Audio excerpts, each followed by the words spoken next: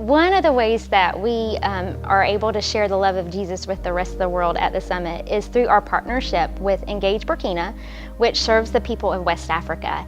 And we've been able to partner with them over the last 10 years or so, providing water sometimes or just some basic needs to the people there. But one of the other things that we do as a church is that we come alongside churches that are just starting out and just offer encouragement and support to them. And we were putting a team together and we were going to put up our 11th hangar, which is a metal structure where the people of the village will come back around and use their mud bricks and finish it all in. And it's a place for them to come and gather and worship under.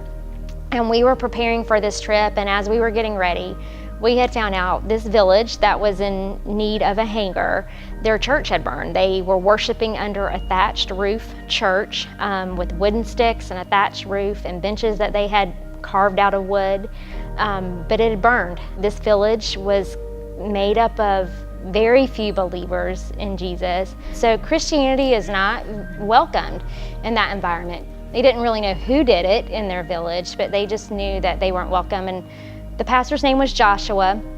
So they came to Joshua and said, we gotta leave. We don't need to be here anymore. Let's just find another village. And Joshua just kept saying, no, God's gonna protect us. He's gonna provide. Just keep the faith, keep going on. And we arrived.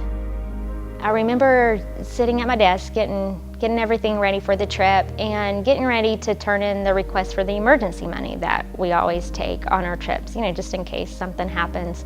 And getting ready to write it out, and I just felt the need to add a little bit more to it. And budget was a little bit tight, so I thought, not really sure we should do this. But just that feeling just persisted, so I just went ahead and went with it. So, we spent 3 days with them, and at night we would all sit around together and eat together food that they had prepared for us.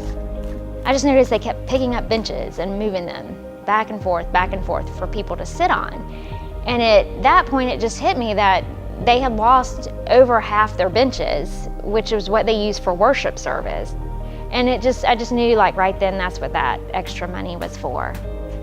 We were all gathered together right before we left after everything was finished, and everyone from the church was there, and that was when we gave the pastor the money to replace the benches. And he turned around and he told the people what the money was for, and they just all started raising their hands and just singing and praising God and just so thankful. And at that point, the pastor just looked at everyone and said, see, I told you God was going to take care of us. I'll never forget, one of the missionaries one time told us, just being here validates your faith and just proves to them and proves to the rest of the people that don't have the same faith. Just your presence there validates the truth of Jesus Christ. After the church was burned, I think the church felt abandoned, like God had left, and they just felt such opposition. But little did they know, we plan our trips out years in advance, and God had already made a way, had already provided for them. Even though they couldn't feel His presence, He was there.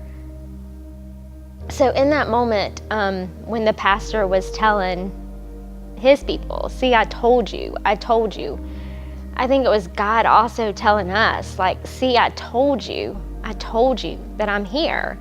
And you realize that He is orchestrating things, He is in the mundane, He is in the times when you don't think He's present. He is guiding, He is working in us to bring something bigger, to make something bigger happen, even when we don't feel it.